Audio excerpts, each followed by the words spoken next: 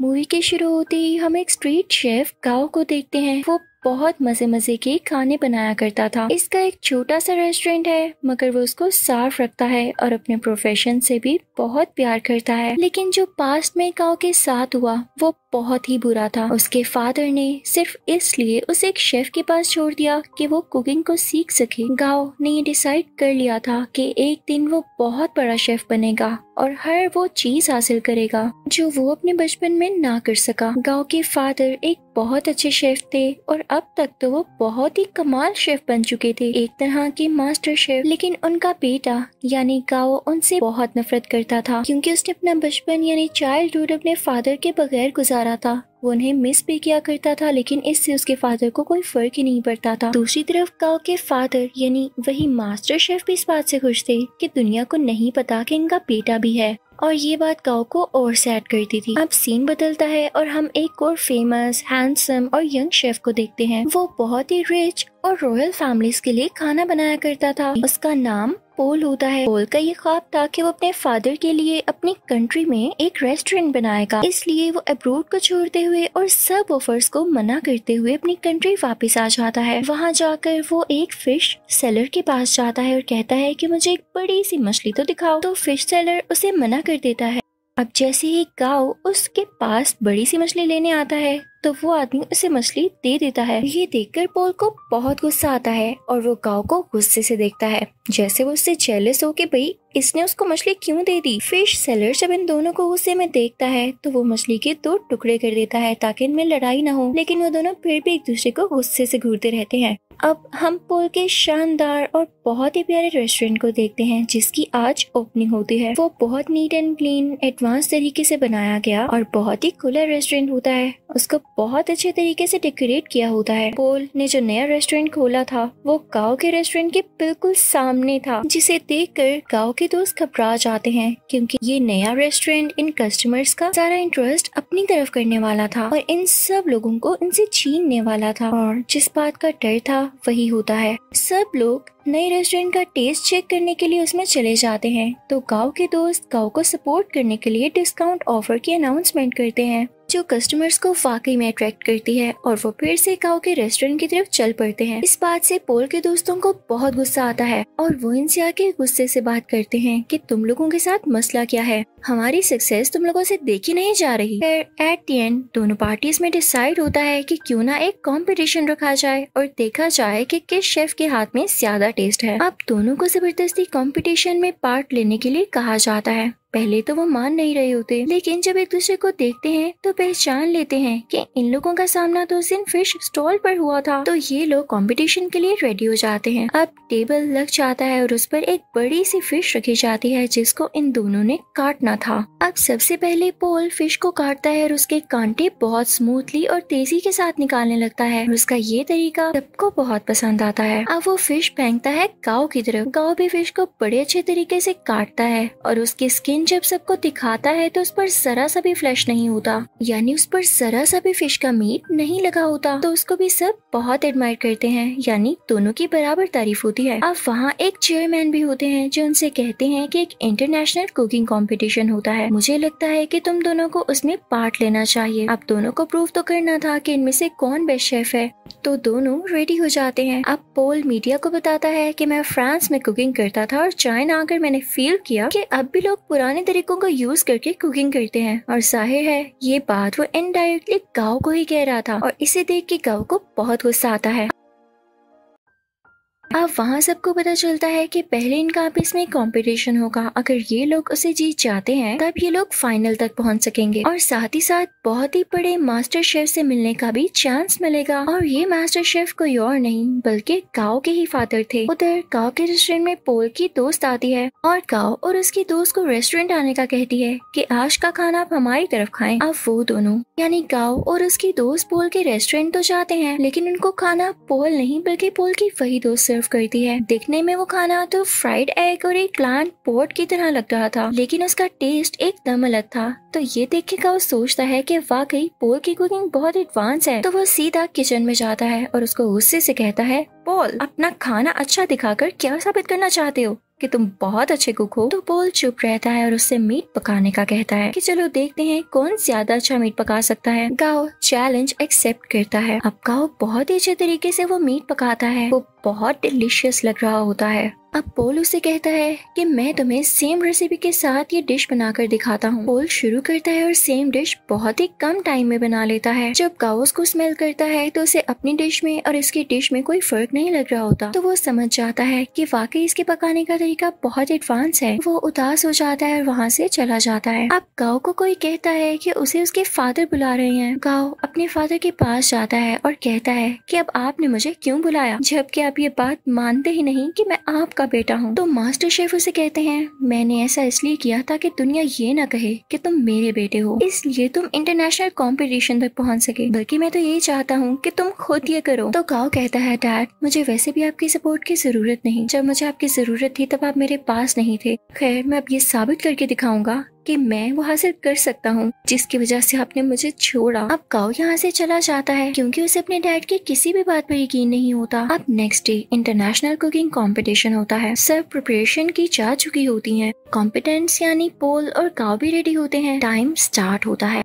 पोल की कोई sweet dish होती है और गाओ की चिकन डिश। दोनों बहुत मेहनत से अपनी डिशेस तैयार करते हैं। पोल तो टाइम से पहले ही अपनी डिश तैयार कर लेता है, लेकिन उसके बाद गाओ की भी शानदार डिश रेडी हो जाती है। उसने भी टाइम पर अपना दिया गया टास्क पूरा कर लिया था। जजेस और ऑडियंस बहुत इम्प्रेस होते हैं और अब उनकी डिशेस को टेस्ट किया जाता है और दोनों के सेम पॉइंट्स आते हैं क्योंकि जज को उनके खाने में इतना ज्यादा डिफरेंस नहीं लग रहा था, यानी दोनों की डिशेस बहुत मजे की थी। तभी स्टेज पर एक जज आता है और इस कंफ्यूजन को क्लियर करने के लिए कहता है कि नो डाउट दोनों की डिशेस की टेस्ट बहुत आला थे, लेकिन मुझे टाइम मैनेजमेंट पॉल की ज्यादा पसंद आई, इसलिए ये कंपटीशन पॉल ने अपने नाम कर लिया है। पॉल यहाँ पर बहुत ज्यादा खुश हो जाता है। गाओ क्योंकि कंपटीशन हार चुका होता है तो वो बहुत ज्यादा उदास होने की वजह से अपने घर भी नहीं जाता और वीडियो गेम्स खेलने के लिए चल पड़ता है। वो कई दिन तक अपना टाइम यूं ही स्पेंड करता रहता है और एक दिन उसके पास वही शेफ आते हैं जिनके पास उसने अपना बचपन गुजारा और उसी के पास गाओ के डैड उसे छोड़ कर गए थे। वो उसे समझाते हैं कि गाओ देखो, हार जीत तो इंसान की जिंदगी का हिस्सा होती है ना। अगर आज तुम नहीं जीत सके तो क्या जरूरी है कि कल भी नहीं जीत पाओगे। लेकिन गाओ घर जाने के लिए तैयार ही नहीं था। उसे बहुत समझाने के बाद कन्विंस कर लिया जाता है कि उसे घर जाना होगा और अगले कंपटीशन की तैयारी करनी होगी। अब पोल बहुत ज्यादा खुश होने की वजह से अपने रेस्टोरेंट जाता है। वो बहुत एंजॉय करता है। उसके सामने उसके दोस्त बैठे होते हैं तो बातों बातों में उसके दोस्त उससे कहते हैं पोल तुम अपनी दोस्त को चांस क्यों नहीं देते हो, वो इतने टाइम से तुम्हारे साथ है, तुम उस पर ट्रस्ट तो करो, उसे अलाउ करो कि वो इंटरनेशनली तुम्हें रिप्रेजेंट कर सके, तुम्हारे रेस्टोरेंट का नाम ऊंचा कर सके। तो पोल उसे कहता है हाँ वो मेरी अच्छी दोस्त जरूर है, इस बात से मैंने मना नहीं किया, लेकिन यार उसे खाना तक पकाना नहीं आता, वो कैसे मेरे रेस्टोरेंट को इंटरनेशनली रिप्रेजेंट कर सकती है। तो उसका दोस्त और बातें करने लगता है और उसकी बातों से ये लग रहा होता है जैसे ये उसकी दोस्त के साथ ही मिला हुआ है और इनके दिल में लालच आ रही है। तभी वहाँ पर पोल की वही दोस्त आती है और उसके सामने सूप की 2 कप्स रखते हुए कहती है पोल क्या तुम मुझे बता सकते हो कि इनमें से किस में सॉल्ट ज्यादा है। तो यहाँ पर पोल खामोश हो जाता है क्योंकि उसमें टेस्ट करने की एबिलिटी ही नहीं होती, उसके टेस्ट बर्ड्स ऐसा कर ही नहीं सकते थे और ये नेचुरली था। तो इस बात की वजह से पोल को बहुत दुख होता है कि उसकी अपनी दोस्त ने उसके बाकी दोस्तों के साथ मिलकर उसे चीट किया और धोखा दिया। तो अब उसकी दोस्त कहती है क्या हुआ पोल, तुम समझते थे कि मैं तुमसे प्यार करती हूँ। ये तुम्हारी गलत फहमी थी, आजकल ऐसा कहाँ होता है। मैंने तो तुमसे दोस्ती सिर्फ इसीलिए की थी ताकि तुम्हें यूज करके इंटरनेशनल कंपटीशन में जा सकूं। वैसे जाना तो मेरे लिए पॉसिबल नहीं था, लेकिन आज तक जो मैंने तुम्हारा राज रखा उसके बदले में तुमने मुझे क्या दिया। क्या तुम मुझे एक ऑफर नहीं कर सके। लेकिन अब नहीं, अब मैं खामोश नहीं रहूंगी क्योंकि मैं भी इस कंपटीशन में जा सकती हूँ। अब यहाँ पर एक और बड़ी बात रिवील होती है कि पोल की दोस्त पोल के ही दोस्त के साथ मिलकर पोल को चीट कर रही थी क्योंकि वो दोनों अब रिलेशनशिप में थे और पोल के अगेंस्ट ही एक साजिश यानी कॉन्स्पिरेसी चल रहे थे कि पोल के रेस्टोरेंट को बेच देंगे और उनसे जो पैसे आएंगे उनसे अपनी लाइफ स्टार्ट करेंगे। लेकिन पोल भी ऐसा होने दे नहीं सकता था। पोल बहुत उदास हो जाता है और अपने रेस्टोरेंट से बाहर आ जाता है। रात हो चुकी होती है और वो बाहर बैठकर ड्रिंक करने लगता है। तभी उसे गाओ भी देख लेता है और उसके पास आके कहता है पोल तुम उदास क्यों बैठे हो यार, तुम तो जीत चुके हो, तुम्हें खुश होना चाहिए। तो पोल उससे कहता है हाँ जीत तो चुका हूँ पर हार भी बहुत कुछ चुका हूँ। खैर तुम छोड़ो, तुम्हें एक बात बताता हूँ, सामने ये बैनर देख रहे हो, वो इनफैक्ट गाओ के फादर यानी उसी मास्टर शेफ की पिक्चर होती है। तो पोल उसकी तरफ इशारा करके कहता है ये मेरे आइडियल है, मैं चाहता हूँ मैं इनकी तरह बनूं। तो गाओ आगे से हल्का सा मुस्कुराता है और कहता है पोल ये मेरे फादर हैं, तुम यही सोचते हो ना कि अच्छे इंसान है और तुम इनके जैसा बनो, तो मैं तुम्हें बताऊं मेरे फादर दिल के बहुत बुरे हैं। गाओ उसे अपने पास्ट की स्टोरी बताने लगता है कि उन्होंने मेरे साथ क्या क्या किया। पहले तो पोल कहता है गाओ तुम मजाक कर रहे हो यार, बस कर दो। लेकिन गाओ उसे बताता है नहीं, वो मुझे बचपन में वाकई में छोड़ गए थे सिर्फ इसलिए कि मैं उनके प्रोफेशन को अपना नहीं पा रहा था। मैंने अपना सारा बचपन उनके बगैर गुजारा है। तो पोल कहता है अच्छा उदास नहीं हो, अब हम क्या कर सकते हैं। तो गाओ से कहता है बॉटल्स फेंक सकते हैं। तब वो दोनों खाली बोतल्स उस बैनर की तरफ फेंकने लगते हैं और बहुत खुश होते हैं। यहाँ पर इन दोनों में दोस्ती हो जाती है और ये सीन बहुत ही ज्यादा क्यूट है। अब पोल जब वहाँ से अपने रेस्टोरेंट वापस जाता है तो देखता है कि उसके दोस्त उसके रेस्टोरेंट का सौदा कर रहे होते हैं। तो पोल उनसे कहता है ये क्या हो रहा है, तुम लोग मेरी इजाजत के बगैर ऐसा कर भी कैसे सकते हो। तो उसके दोस्त उससे कहते हैं मुझे ये बताओ इंटरनेशनल कंपटीशन में अपने साथ किसको लेकर जाओगे, क्योंकि राउंड 2 में अकेले नहीं पका सकते, आपके साथ आपका पार्टनर होना लाजमी होता है। क्या तुम अपनी दोस्त को लेकर जाओगे। तो पोल कहता है मेरा दिमाग नहीं खराब, मैंने डिसाइड कर लिया है कि मैं किसे अपने साथ लेकर जाऊंगा जो कि वाकई डिजर्विंग है। पोल यहाँ पर गाओ का नाम लेता है। तो ये सुनकर उसके दोस्त काफी जेलस होते हैं। उनमें से एक कहता है पोल याद रखना तुम्हारा करियर मिट्टी में मिल जाएगा। तो पोल उसे अपने सर से हिट करता है, उन सबको वहाँ से भगा देता है। जब ये सारे लोग चले जाते हैं तो गाओ का वही गार्डियन शेफ पोल से कहता है पोल वाकई तुमने ये सोचा है कि तुम गाओ को अपने साथ लेकर जाओगे। तो पोल कहता है हाँ क्यों नहीं, और साथ ही वो गाओ के शोल्डर पर पैट करता है और कहता है हाँ ये डिजर्विंग है। सब बहुत खुश होते हैं। अब यहाँ पे कंपटीशन की तैयारियां शुरू हो जाती हैं। दोनों में ये डिसाइड होता है कि पोल गाओ को अपने नए तरीके सिखाएगा, जबकि गाओ पोल को अपने पुराने तरीके जिस तरह से वो कुकिंग करता है। गाओ पोल से कहता है तुम परेशान मत होना, अगर तुम्हारे टेस्ट बड्स काम नहीं करते मैं तुम्हारा टेस्ट वापस लाने में तुम्हारी मदद करूंगा। वो उसे समझाता रहता है कि इस तरह करो। पोल भी उसे नए नए तरीके बताता रहता है और यहाँ पर इन दोनों का काफी अच्छा टाइम स्पेंड हो जाता है। ये रोज खाना बनाने की प्रैक्टिस करते, साथ साथ डांस करते, सिंगिंग करते और बातें करते। और अब यहाँ इन दोनों की दोस्ती और भी गहरी हो चुकी थी। अब वो दिन भी आ जाता है जब इंटरनेशनल कंपटीशन का राउंड 2 होता है। ये दोनों अपनी डिश बहुत अच्छे तरीके से बनाने लगते हैं और कम ही टाइम में बहुत अच्छी स्वीट डिश तैयार कर लेते हैं, जो कि जजेस को इतनी ज्यादा पसंद आती है कि वो कहते हैं हमने आज तक ऐसी डिश नहीं खाई। और ये राउंड ये दोनों विन कर लेते हैं। और सही कहा जाता है कि यूनिटी इज स्ट्रेंथ। अब इसके बाद शुरू होना होता है थर्ड राउंड, जो कि कुछ दिन बाद था। और ये कंपटीशन इनका उसी मास्टर शेफ यानी गाओ के फादर के साथ था। तो यहाँ पर पोल गाओ से कहता है मुझे लगता है कि तुम इस कंपटीशन को जीत सकते हो, तो तुम चले जाना। तो गाओ पोल से कहता है तुम बहुत अच्छे शेफ हो, तुम्हें तो एडवांस तरीके भी पता है और तुम मेरे से भी ज्यादा अच्छा कर सकते हो। तो पोल कहता है नहीं ऐसी बात नहीं, देखो मैंने अपने फादर का ड्रीम पूरा किया अपना रेस्टोरेंट बनाकर, तो तुम अपने फादर का ड्रीम पूरा करो ना। वो तुम्हें एक बहुत अच्छा शेफ देखना चाहते थे, तो तुम उनके सामने जाकर कुकिंग करो और उन्हें प्रूव कर दो कि तुम बहुत अच्छे शेफ बन सकते हो। तो गाओ मान जाता है और पोल का शुक्रिया अदा करता है। अब थर्ड और फाइनल राउंड स्टार्ट हो चुका होता है।